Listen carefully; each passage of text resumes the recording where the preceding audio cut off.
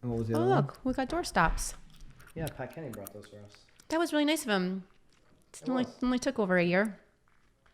What else do we need him to buy that we can like hint? Whatever annoys him, he'll buy because he was annoyed by our Weight. 10-pound weight over there. I was using paper before. Yeah.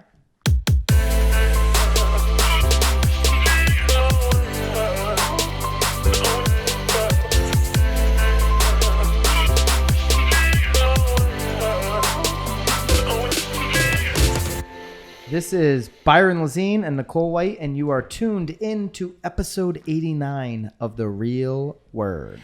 Word is up. The word is up. One more episode to 90. That's right. Holla. Had one of our most active and engaging listeners reach out and said he wanted to be on episode 90. Who would that be? Harry Moore. Where does he live? Ooh, Harry's gonna kill me. Just put him on the other spot. I'm Is so Harry in? So it would be like we would be doing like headphone style with him. Is that how we would do it? Why can't I remember where Harry is? Oh, Lord. No, Sorry. I have to know. Now I have to know. You really screwed me. Crap. Yeah, so we're gonna do. Maybe it won't be episode 90. Maybe episode 100. To get ourselves prepared for it. Because you wanted to do like something fun for 90, but then I have a feeling you're gonna want to get fun again. On Harry doesn't say where he is. No, I think Seattle is really. Ooh, you know what? Washington You know what area, I would be willing to do for Harry? I'd be willing to fly to Seattle. Oh, you want to fly there? Yeah. We'll fly Nicole out, and then you guys can zoom in with me. That's fun. I am going to find out right now where Harry is. But all right, what do we got for the first? We've got two fantastic Thank you, Harry. rackets, and then a marketeer of the week. I'm going to find out where Harry's from before this show Harry. is over. But Harry, I think that's a great idea. Or anybody that wants to get involved as we looking? approach episode 100, maybe we can get some Wirecast podcasty type of split screen engagement. That would be pretty cool, right? So will you and I be split too? There might only be room for one of us on that show. How convenient. How convenient. Sounds All right. very convenient. Racket number 1: exiting real estate. Is your business ready for you to leave? Okay, there's a lot of people right now that maybe have been in the business 20, 25, 30 or more years that are planning their exit strategy. So Bernice Ross, big ups to Bernice, always putting out some good content on inman.com. She wrote an article on this topic. We're going to link that up as we always do. And there's also a built-in quiz. A quiz. And so Nicole and I are going to take this quiz together. Well, but are you ready to leave? Are you ready to leave quiz? Psychologically. Psychologically. Oh, I was waiting for you to say the word. No, but there's so many different elements to just like saying, hey, I'm going to get out of the business. I'm going to retire. It's like, hey, well, you've built this fabulous book of business. Why aren't you selling it? Why aren't you, or are you selling it? Or do you have a plan maybe to merge with a team on your way out, have them generate leads and deals out of your book, continue to market the success that you've had over the years and send you literally mailbox money. Maybe it's, hey, for the first 2 years, we're going to give you 25% of the bananas that come in. Maybe I like bananas. Years 2 to 4 of this agreement, it's going to drop down to 15% on your book. And then maybe in the 5th year, it drops down to 10%, right? Like, are you thinking about if you're somebody leaving the industry and have built great contacts, even if you're an agent that is doing like maybe the average like $1 million a year or something like that, that might even be higher than the average. But if you're doing less than what you traditionally did in your business over the years, you've just slowed down, right? Right. There's still a base of contacts that know you. Right. And if you haven't used social media over the last 5, 6, 7 years, I think that's a huge opportunity for those in that position to say, you know what, I'm going to join the right team to revitalize my brand, reignite my book. Or at least just milk the crap out of your contact and let them work base. it. Yeah, absolutely. Yep. All right, so let's take Bernice's test. You and I, neither of us are ready to leave the business, right? No. You were over the weekend, I think you said. You texted me, I quit real estate, but then you got right back on the horse. No, didn't happen? Didn't happen this weekend. That was last weekend. Maybe. All right. I think all of us as agents go through some times where we're like, oh my gosh, this is such a frustrating client. Yeah, it definitely wasn't this weekend because I Wasn't feel this like one. this You had a weekend good was weekend. It was a pretty decent weekend. All right, good. All right. We're going to take the quiz. What's the Okay. first question? If you were to die today, do you have the systems and support people in place that would allow your business to continue without you? Oh, what do you think? Do you think we do right now? I think that as a team we do, but do I individually have systems in place? To support? Like if someone could someone sit in Nicole's role? Like the business is going to be fine, but The business will the be business fine. of Nicole White. The business of Nicole White. All right, so I'm gonna. How do you? Well, I know what you. I mean, obviously your answer I'm is gonna say yes. yes. I mean, mine's sort of back and forth, but I'll say yes too. Do you have a written business plan that you follow? No. Yes. Do you have a CRM? We both have a CRM. We both do. That contains all of your clients' most current contact information, including a history of when you last contacted them and how many referrals each person has generated for you. So going back That to would what be I... that would be another no. That's a no for Nicole. I would say 100%. I would have to say no to me too, right? Even is my CRM 100% up to date right now? No, it is not. But anybody that, my point earlier, thinking about selling their book, what are you selling? Right. Because if you're selling your charisma, unless you're going to work every day, your charisma is not any good to me. Yes. Or as somebody that would buy. Well, my a charisma is team. good for you. Your good Yeah. Your charisma is good for everybody. Yes. And I'm good for fun. So much fun. So we've got that. But if you were to sell the business, how am I going to extract value out of your book? There needs to be notes. We need to know, are these A leads, B leads, C leads? Have they referred in the past? All that kind of stuff. Yes.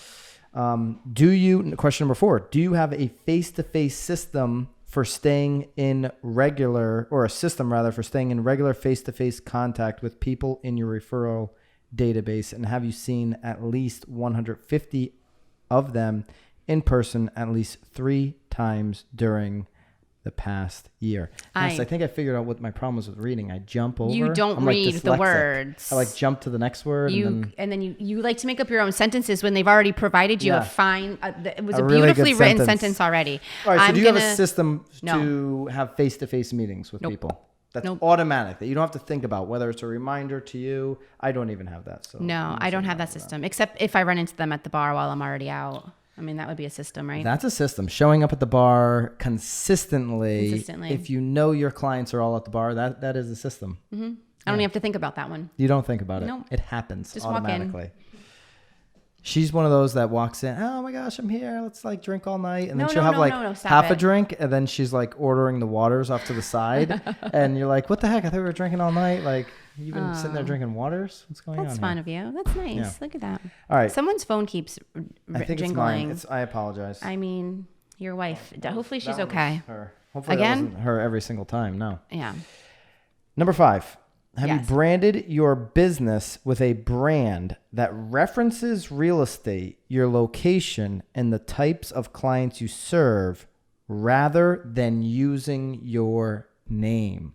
Really interesting one Wow. to me, because we decided to name our team not after our Right. names. Yes. So we are doing this. Yes. I thought maybe she was calling me. I was like, oh, now she's really in Then we would trouble. have to we'd put her on speakerphone on We the would show. have to, yeah. What is so important? You have to interrupt the recording of the real word. Have you branded your business with a brand that references real estate, your location, and the types with a name? That's a lot to put in a name. Have you branded your business? So not necessarily the name, but are you branding yourself that is, Your speaking to the real location? estate consumer? That's the way I'm reading that Okay. question. So I feel like the answer on this is yes. Yeah. For us, yeah.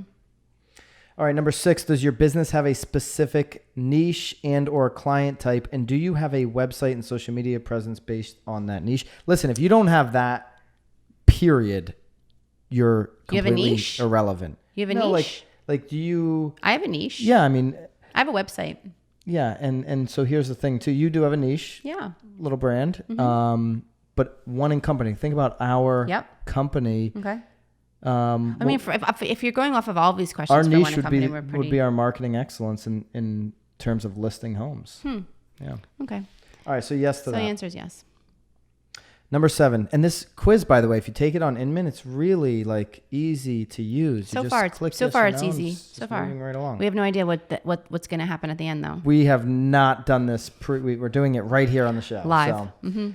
Do you have a lead generation system that creates a consistent stream of leads that convert into closed business?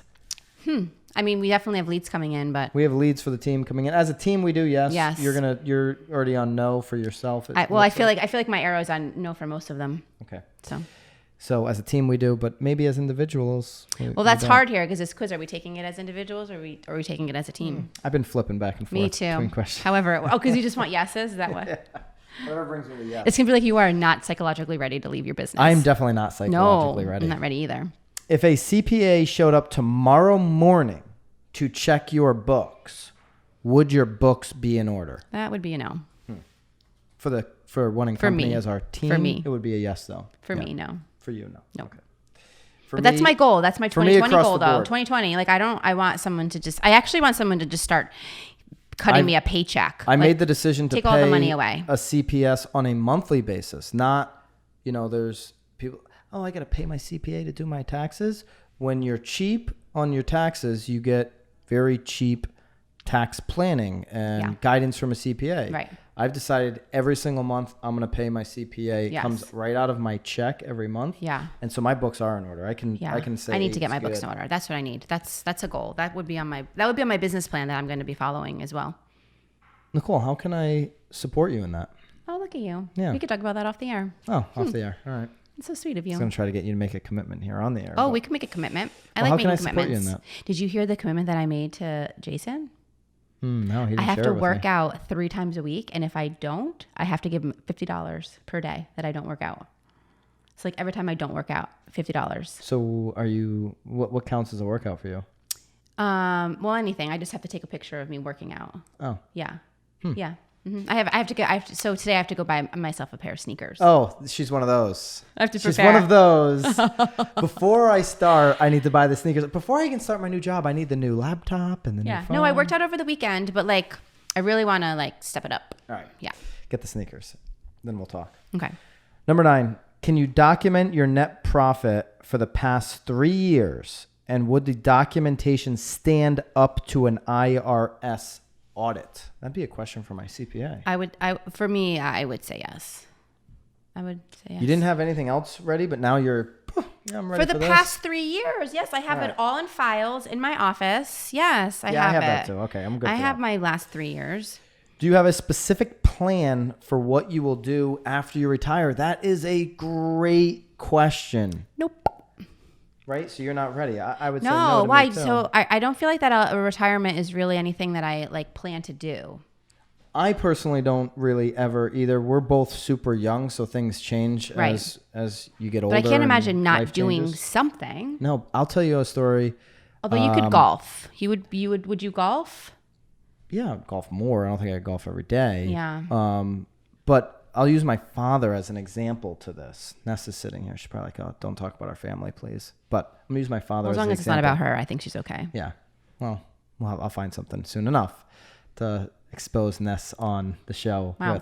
This show's taking a lot of different turns. This show is crazy. Anyway, my father retired a couple of years ago and did not have a great plan for after retirement. Just knew he wanted out of the old job, the job he had been doing 30 plus years. Mm-hmm.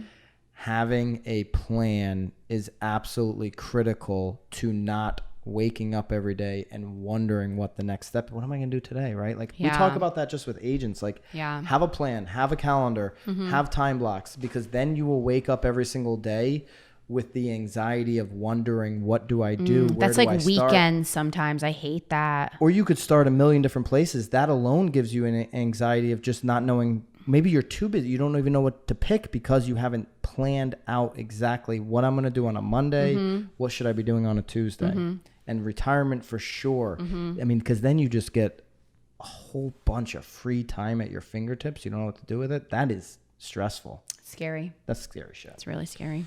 All right, number 11. Do you have enough money in investments and or passive income to meet all of your current financial obligations that are not business related? Super important.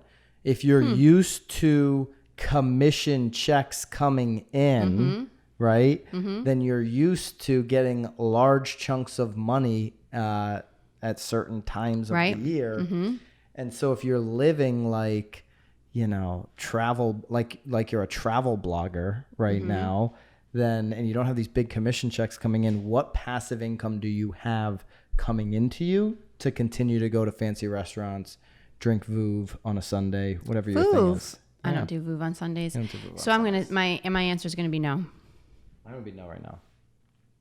Do you have sufficient funds or resources to cover any potential health care costs for both you and your family? Yeah, so similar to the other one. Is your money tight and is it right? No. I have the huge life insurance thing. That would require me dying. You'd have to die. That would be actually a great strategy for your wife. I'm going to say no. We don't have the funding. Keep me alive. All right, what happens here? I had 7 of 12 correct answers. If you answered yes for 7 to 9 questions, you have a good foundation, but you still need to make some major adjustments before you are fully prepared to obtain the best possible price for your business. Because again, if you don't have all of these things worked out, she's looking for a 12 on 12, right? Yeah, well, mine was 4, and it says if you answered yes for 6 or fewer questions, you have quite a bit of work to do. You have some work to do. All right. Well, we both have work to do. We're not ready to sell our business. But they're really good questions to at least get your head in the right direction, especially if you're going to be starting in the business. These are actually, it's almost the best time to look at these questions so that you can like do it right from the beginning. Build it right from the beginning. Because then in that regard too, like you're talking about that CPA, like at least if you're used to having that expense from the very beginning, it's not something that you're trying to then find the money to build it in. Yeah. I mean, I think these are actually great questions, I feel like, for new agents too, to just get their mind ready. Totally not a racket, Bernice. Great job. Not a racket. It was getting fun. us to think. And if you're in this position, we encourage you to go take the quiz over at Inman. All right. Absolutely. Racket number 2, Offerpad wants to get buyers into a new house in 24 hours, literally closed in 24 hours. Yes. And they're talking about cash buyers. So right off the bat, what does that tell me? Offerpads, you're making noise about something that's going to be less than 1% of 1% of the market. I mean, this is going to impact so little people. It's almost not even worth discussing, like to the fact, like right to the point of like, who the heck are you targeting? Okay, so just cash buyers. Okay, that's a smaller segment of the market, people buying homes. Now, cash buyers that want to have absolutely like no planning, like they're so like, it's like finding a rental. You can't even find a rental in 24 hours. You need a credit check and all that stuff. I think it's such a small percentage of the market. So I'm leaning racket. Nicole, did I take your thunder? No, because the way that I was reading this was that these buyers were not cash buyers, that Offerpad was actually going to be giving them the ability, because it's their own home. So these people are actually buying an Offerpad home. And it sounds like they're then going to be providing the money somehow for it to happen quickly, or they're going to be doing the financing. That was sort of how I was reading it. Well, I don't know if you get pre-qualified before you start looking at the Offerpad homes, which then allow you to then close that quickly. But they also were talking later on in this article about another platform that they're wanting to open. So maybe I was sort of merging the two. This Offerpad Buyer Boost is aimed at empowering homeowners to make all cash offers. I know, but I think it's Offerpad that is giving them the leverage to do so because it's their home. But maybe we need some more clarification on this, because it says well, tell me what type of buyer would this impact? I don't think it impacts all buyers. If you're talking about a 24-hour process, I just don't think people are ready to make that kind of a decision. I 100% agree. I think what's interesting though, because again, when you read a little bit further down, they do. Oh, so you're talking about the buyer boost. You went down. The buyer boost is a little bit different because that actually allows the buyer to close on a new home before their old home has sold. So I do think that is probably a really great resource because they're using a good resource. They're using the equity from the home that you currently own in order to buy another one, so you're not having to move twice. We've talked about that in the past. We have. That to me makes sense. Yes. Yeah. Because to your point, the moving is so much easier. But it's interesting though, because I don't know if this is just for Offerpad homes though, because it sounds like most of these new platforms are really just in order to allow Offerpad's homes to be sold. We're going to link the article up. We encourage all you guys. Yeah, it's all very interesting to see what they're doing, because they're claiming you could buy a car in 2 days, you could buy a boat in 2 days. So why not buy a house? Right. Well, because it's not a boat and it's not a car. Like a car, you can go drive to the guy who's got one on the corner. I don't know that anybody would actually choose to buy a home that quickly, but I think what's nice is that there is an option if you decide or need to, because you're going to want to do a home inspection, right? I would imagine. So maybe it's like you buy a house in 2 weeks. It's misleading. It's like, oh, I can buy it in a day, but then what am I doing all of this stuff in arrears? Well, unless it's you're an investor and you really quickly need to throw your cash somewhere because you just took the test that we just took and you're like, crap, I need some investments so that load up I can retire. So I found these great homes that I can close in 2 days and get a renter in there in 4. I mean, that's what happened. I think this is a total racket because we're just talking about just a really small percentage of people that it will impact. Yeah. We both feel the same way about the iBuyers. Like, don't get freaked out about iBuyers. Offer that as a solution to the low percentage of people that it'll actually work for, right? Yeah. It's not going to work for everybody, and neither will this. Right. All right. Oh, but we had a little interesting spinoff from this one, though. There was an article that we saw talking about all these instant access homes. This is an open door situation. Yes. I think that was in Arizona. Chandler. Yeah. Chandler, Arizona. So there was a couple, young couple. This is a really sad story, actually. I don't know why I'm smiling, but it was a very sad story. Yeah. This young couple, 29, 26, went into an open door home and they had their kids in there. And then somebody else came to view the home for a showing. And they're like, what are you guys living there? They had like duffel bags. They were like charging their phone. The kids were getting a bath in the bathroom. And so the mother said, oh, they were sweaty on the walk over here. We had to give them a bath. Like they were posting up because they were homeless. They had nowhere to go. Right. So you had some agents like on Facebook. I went over to Lab Coat. Somebody had posted like, oh, so much for like agents not needing to be at the property. I mean, this obviously, you have an hour in these open door homes. This obviously means that not every single one of these open door homes are recorded. I think that if you're going to give instant access to your home, to me, when we have the ability to record any single room right now and watch it from our phones and monitor it, that makes a lot of sense to me. I guess or assume that didn't happen here. We'll link that article up too. Yeah. Yes, it's a quick little read. Super sad story.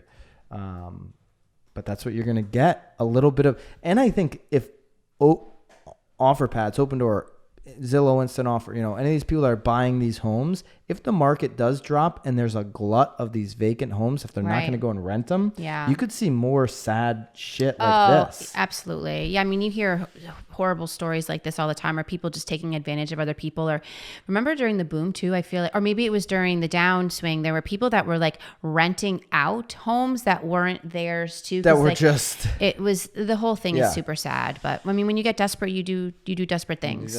Things. All right. So not a racket, but the marketeer of the week this week is, we're going to highlight Stephanie Anton. She is the strategic director and daily operations for Luxury Portfolio International. Our broker, business card must be something. It's a long one, Stephanie. But our broker, William Ravis, is affiliated with Luxury International Portfolio. Right. And a lot of brokerages, maybe yours is as well. And so she kind of referenced a 2015 analysis, which I thought was really interesting. We'll get into why she's the marketeer of the week in just a second. But the analysis that she covers, this is a Forbes article that we'll link up. 2015 estimated that Americans are exposed to between 4,000 and 10,000 ads daily. And that was 4 years ago. That's 4 years ago. It's probably higher now. I'm sure. Making consumers more overwhelmed than ever with media competing for their attention. Absolutely true. You need to have something, we always talk about this, something that breaks through the noise and actually ignites some type of emotion or feeling or reaction to the consumer. So Stephanie did a nice little article on the new rules for marketing luxury real estate, because whether you're in luxury or not, you are going to be falling into that category of 4,000 to 10,000 ads. Like if you have a cell phone, you're falling into that category. Right. Well, that's probably why our marketeer of the week last week was able to successfully sell that house, because he was able to cut through the noise. He was able to cut through the noise. That's a great point. Yes. In a big way. Big way. Like that video really news. And now I bet you Duffy, the sales of Duffy's probably went up too. Oh my God, yeah. Especially in Newport Harbor. They're probably flooded. Everywhere. He also had so many news outlets pick up that video, that story. Right. Like Newport Beach agent does this, right? Just the free PR. People I need a PR campaign. Create something great. I'm just so happy for him that the house sold, you know? Yeah. Poor thing if it didn't sell. All right, so Stephanie's tips for us. Number one, identifying and understanding the affluent consumer. So who is the affluent consumer? Stephanie says the average age of today's luxury real estate buyer is 46 years old with average assets around $8.75 million. Now, I think you want to kind of break that down to your local market, because when I think about our average luxury buyer, the ones that we're working with here in Connecticut, and they ain't 46. No. They're a little bit older. Well, so I think when you take the national average and you've got, Silicon Valley 32-year-olds, but that kind of right. You want to look at your local market there, but understand who your avatar is in your local market. If it's 50 to 55, the overall demo here is 37 to 51. Okay. 37 for us. We're not seeing that here locally. So you want to kind of adjust that locally, but know who your affluent consumer is. Then number two, craft an engaging plan to target that consumer, right? So craft an engaging plan. When creating that plan, it's important to be creative, try new things, all this kind of stuff. But she talks about really just having one plan and sticking to it, not trying everything. So it's going to be, she says affluent boomers, which we deal with the boomers a lot. They still rely heavily on newspapers or magazines, right? Uh-oh. Did you just say that on live? Almost just threw up on my microphone. It's been recorded. Here. You're on record. Right? I still believe the best way to reach magazines and newspapers in a way that people are actually going to engage with that content is doing what Chris Smith did, or Tim Smith did, rather, in Newport Beach. Oh, yeah. Which is create such a viral video that the newspapers and the magazines pick it up. Well, but I mean, you've had a few marketing ideas for ads too, where it's just like one word on a page. Yeah. We still need to execute on that. I still need one newspaper to allow me to send them my money, where it's newspapers don't sell homes. Oh. Agents marketing like it's 2020 do. Boom, phone number. That's it. That's a great newspaper ad. If anybody can execute on it, the local newspapers won't take my money. You've tried? Oh, yeah, I wanted a full page ad. Yeah. And they said, no, we won't do that. Interesting. They won't even take your money if you're creative enough. So keep that in mind. All right. And then number 3, she says, leveraging the most relevant media channels. Of course. And I think no matter what you're going to do, even if you're going to spend heavy on print and newspaper, like she mentions there in the second tip, I would be putting all of that content and awareness over to social, because that's really where people are spending their time. Well, that's where your brand will be built. Yeah. Yeah. All right. So good little quick read. We'll link that one up. So you were going to explain to us why you think she is the marketeer of the week.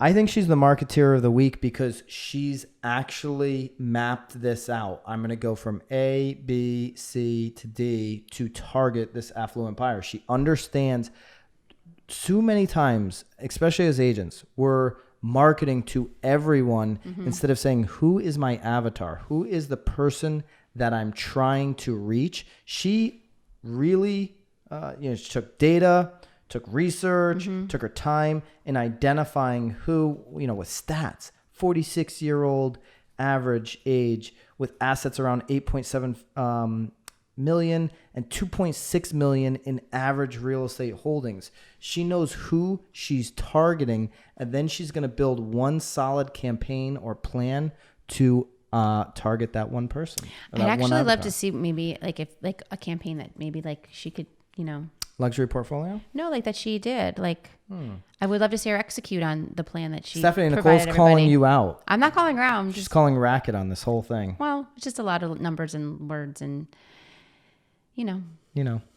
Nicole doesn't do well with numbers and words. Well, sometimes when there's too many. I like data. No, I like all that. But words, sometimes there's just too many words. So, and I think to eliminate too many words in your marketing, know who you're marketing to, know what speaks to them. Absolutely. Yeah. I agree. So good job, Stephanie. Thanks, Stephanie. You're the marketeer of the week, according to me. Congratulations.